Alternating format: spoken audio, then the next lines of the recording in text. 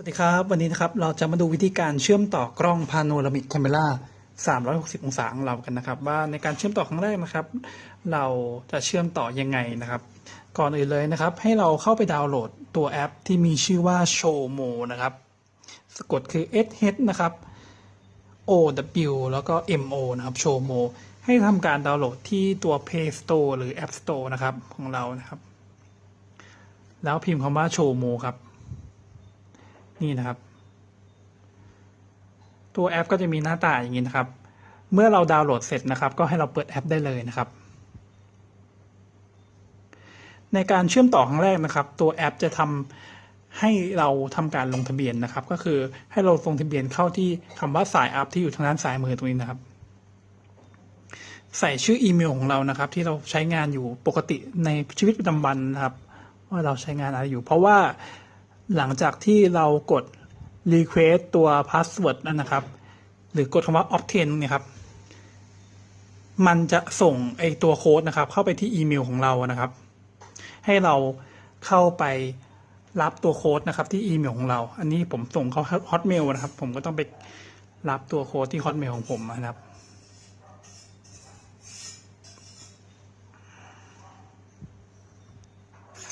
โอเคลงชื่อเขาใช้ก่อนครับ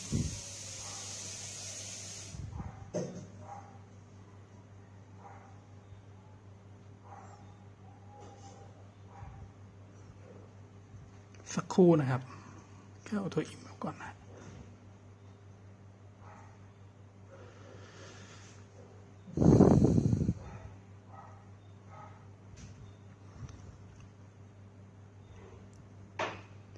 รีเฟรชสักทีหนึ่งครับ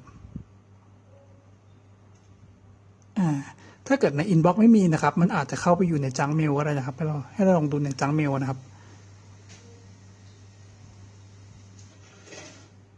นี่ครับ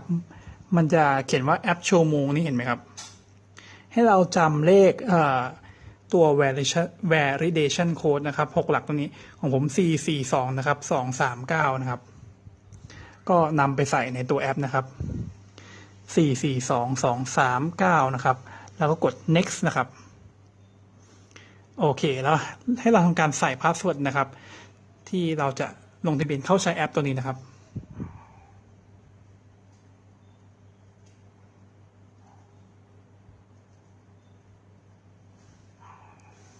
ก็คือให้เราใส่นะครับทั้งบรรทัดบนบรรทัดล่างให้เหมือนกันนะครับแล้วกด confirm ครับโอเคมันก็จะบอกว่า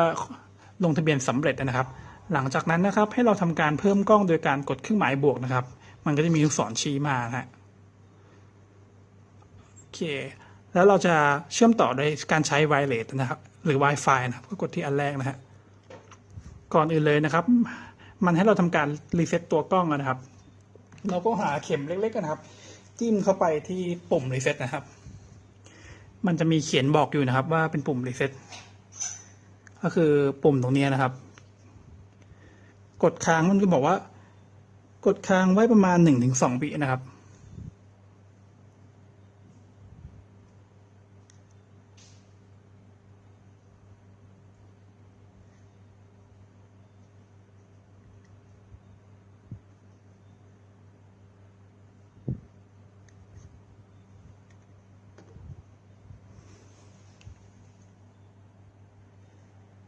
โอเคแล้วมันบอกว่าถ้าเกิดว่าคุณกดแล้วนะครับแล้วคุณเห็นตัวไฟสีแดงกันนะครับกระพริบนะครับให้เรากด continue นะครับหรือกด next นะครับหลังจากนั้นนะครับให้เราใส่ชื่อ Wi-Fi บ้านกับรหัส Wi-Fi บ้านของเรานะครับ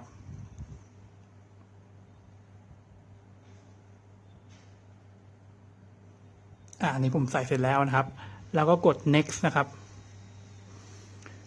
ในราชอาณาจักรไทยนะครับก็บอกให้เปิดเสียงให้สุดนะครับแล้วก็วางไว้ใกล้ตัวคาเมราให้มากที่สุดผมขอเปิดเสียงให้สุดนะครับโอเคเปิดเสียงสุดแล้วนะครับแล้วกด next ได้เลยนะครับแล้วก็ว่าให้วางไว้ใกล้ตัวกล้องหรือคาเมรานั่นเองนะครับ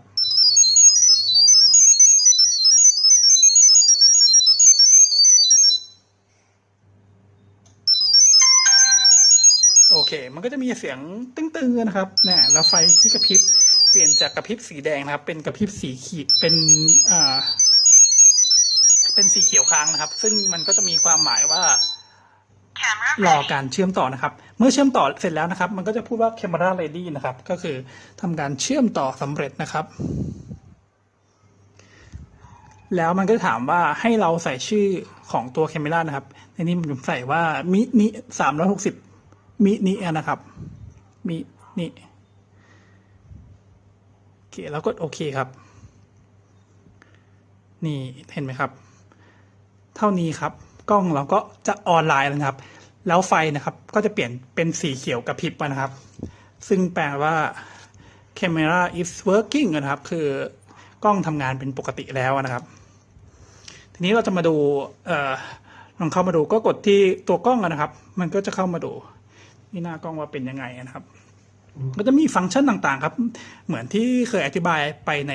โพสต์ก่อนหน้าครับก็มีถ่ายรูปนะครับมีถ่ายวิดีโอนะครับมีเลือกนะครับความละเอียดนะครับ SD HD นะครับแล้วเปลี่ยนรูปแบบของภาพอย่างนี้นะครับโอเคครับแล้วก็จะมีในส่วนของตัวดูภาพย้อนหลังนะครับก็คือแค่กดตรงแถบเวลาเนี่ยนะครับแต่ว่าเราต้องใส่เมมก่อนนะครับวิธีการใส่เมมก็คือจะใส่เมมตรงด้านข้างตัวกล้องนี่นะครับนี่ครับใส่เมมเข้าไปนะครับก็เพียงเท่านี้เองครับไม่ยากครับเชื่อมต่อง่ายมากนะครับกดแชร์ให้เพื่อนก็คือเข้าไปตรงนี้นะครับมันก็จะมีเครื่องหมายลูกศรชี้ทางขวานี่ครับแล้วก็กดบวกนะครับแล้วก็ใส่อีเมลของเพื่อนนะครับที่เพื่อนได้ลงทะเบียนไว้นะครับในแอปตัวนี้นะครับใส่เข้าไปแล้วกดโอเคเท่านั้นเองครับก็ในส่วนอื่นๆนะครับก็จะมีในส่วนของ setting ครับลองเข้ามาดูกันว่ามีอะไรบ้างนะครับก็จะมีชื่อนะครับมี LED นะครับมี alert switch ก็คือการตรวจจับการเคลื่อนไหวนะครับเราต้องการให้มันตรวจจับแล้วก็แค่ใส่เมมเข้าไปก่อนนะครับแล้วก็มากดสวิตช์ให้มันเป็นออนกันเองนะครับถ้าเราใส่ตัว memory card แล้วนะครับตรงนี้กดเข้าไปนะครับมันก็จะมีตัวเลขนะครับว่า memory card เหลืออยู่เท่าไหร่นะครับแต่ว่าหลังจากใส่ memory card เสร็จนะครับทุกครั้งที่เราใส่ต้องกด restart camera นะครับให้มันทำการรู้จักกับตัว memory card ก่อนนะครับเท่านั้นเองครับก็สำเร็จนะครับก็ไม่ยากอะไรนะฮะขอบคุณครับ